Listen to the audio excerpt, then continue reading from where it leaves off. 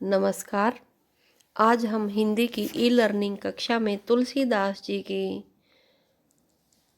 कविता बाल रूप, जो कवितावली के बालकांड से लिया गया है, उसकी व्याख्या करेंगे। अवधेश के द्वारे सकारे गई, सुत गोद कए भूपति लय निकसे। एक सखी दूसरी सखी को बाल रूप का वर्णन करते हुए बता रही है कि मैं सुबह अवध नगरी के दरवारे पर गई तो भूपति राजा यानी अयोध्या के राजा दशरथ अपने पुत्र को गोद में ले करके निकल रहे थे।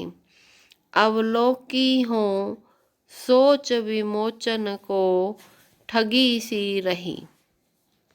अवलोकी देखकर, सोच विमोचन यानी दुख चिंताओं का दूर करने वाले, दुख चिंताओं को दूर करने वाले उस बाल रूप को देखकर मैं हैरान सी रह गई, चकित सी रह गई। जे न ठगे धिक से, और जो उनके इस रूप सौंदर्य को देखकर चकित न हो तो वह धिक्कारने योग्य है। तुलसी मन रंजन रंजित अंजन नैन सुखंजन जातक से। तुलसीदास जी कहते हैं कि मन को मोहित करने वाले सुंदर नैनों में सुंदर काजल लगाए हुए सुख के धाम श्री राम जी ऐसे लग रहे थे। सजनी ससी में समशील, जैसे कि हे सखी चंद्रमा में शीतलता के समान उभई उभई दोनों नवनील नए कमल के फूल सरोरुह से विकसे। कमल के जो नए फूल हैं, दो फूल विकसित हो गए हों, ऐसे उनके नेत्रों की शोभा थी। यहाँ श्री रामचंद्र जी के बाल रूप का वर्णन किया गया है। कवितावली के बालकांड में संकलित बाल रूप का जो अगला पद है, पग नूपुर ओ पहुँची कर कंजनी मंजू बनी मनी माल हियई। पग पाँव, नूपुर पायल। श्री रामचंद्र जी के पाँव में नूपुर बंधे हुए हैं और पहुँची पहुँची यानी कि हाथों में बांधे जाने वाले नजरिए। कर कंजनी, वह हाथ सुंदर हाथों में पहुँची या नजरिए बंधे हुए हैं। बनी मणि माल, और मणियों की माला हृदय पर सुशोभित हो रही है। नवनील कलेवर, उनका शरीर नए कमल के फूल के समान है, नीले कमल के समान है। पीत झंगा, और पीले रंग का झिंगुला पहने हैं। झलके पुलके, उनका वह झिंगोला झलक रहा है और उसमें उनका शरीर जो है पुलकित हो रहा है। नृपु गोद लिए, और राजा उसे गोद में लेकर के प्रसन्न हैं। अरबिंदु सो आननु, उनका मुख कमल के समान।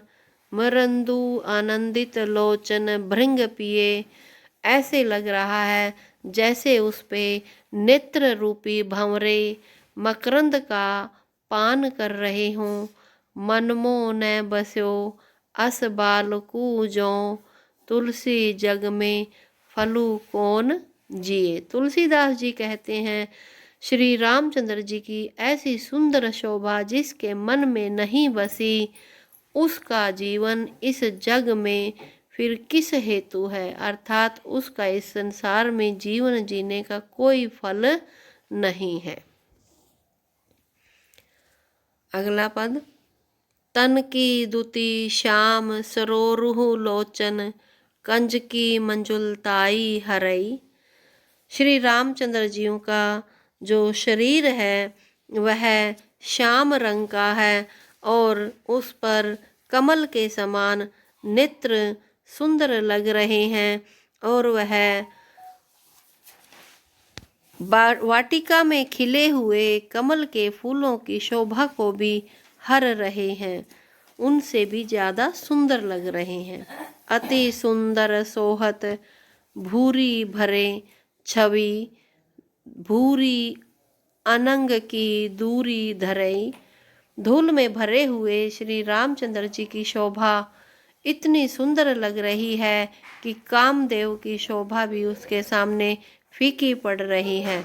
दम कई दंतिया दुती दामिनी, जो किल कई कल बाल विनोद करई।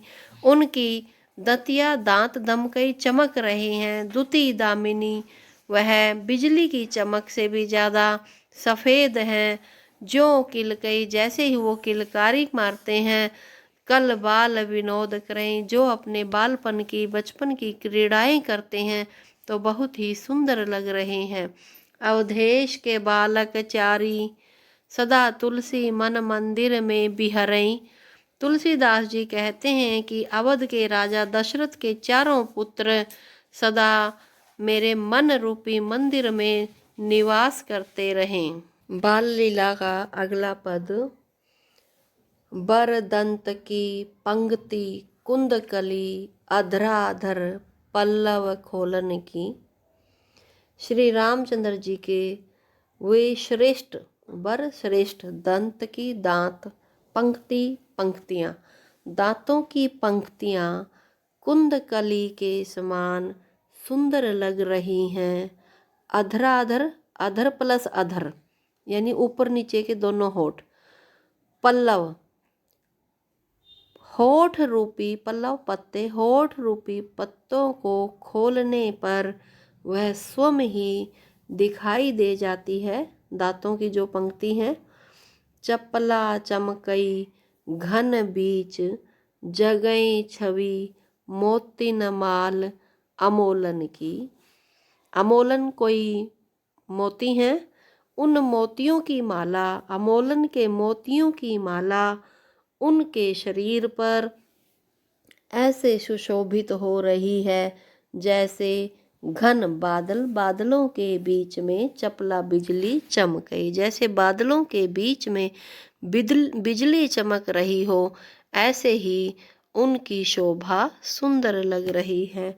घुंघरारी लटें, उनके बालों की लटें घुंघराली हैं। लटकें मुख ऊपर, मुंह के ऊपर लटक रही हैं। कुंडल लोल कपोलन की, और कानों के कुंडल और गालों की शोभा सुंदर लग रही है। नेव छावरी प्राण करई तुलसी, तुलसीदास जी कहते हैं कि उनके इस रूप सौंदर्य पर मैं अपने प्राणों को न्यौछावर करता हूँ। बलि जाऊं लला इन बोलन की, और श्री रामचंद्र जी जब तुतलाती हुई आवाज़ में बोलते हैं तो उसको देख करके तुलसीदास जी कहते हैं कि मैं तुम्हारी बलिहारी जाता हूँ।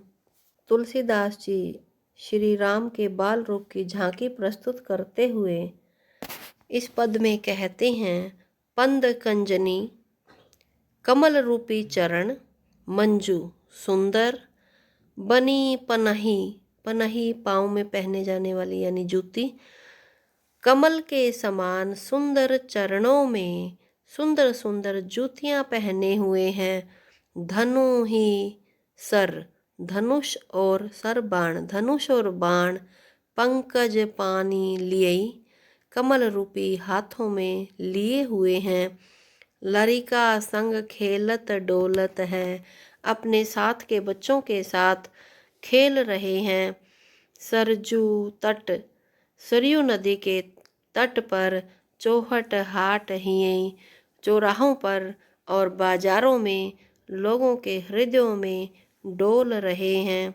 तुलसी अस बालक सो नहीं नेहू, तुलसीदास जी कहते हैं यदि ऐसे सुंदर बालक को देख करके भी किसी के हृदय में नेहू प्रेम प्रेम नहीं जागता तो कहा जप जोग समाधि किए, तो जप तप योग और समाधि करने का कोई फायदा नहीं है। नर वे खर।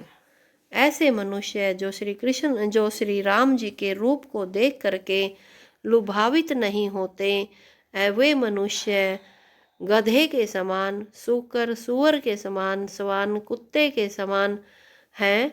कहो जग में फलू कौन जिए, फिर संसार में उनके जीने का कोई फल नहीं है, अर्थात उनका जीना व्यर्थ है। यहाँ पर श्री राम जी के बाल रूप का वर्णन करते हुए कहते हैं कि छवि राम की छवि से हीन हृदय वाले मनुष्य का जीवन निरर्थक है।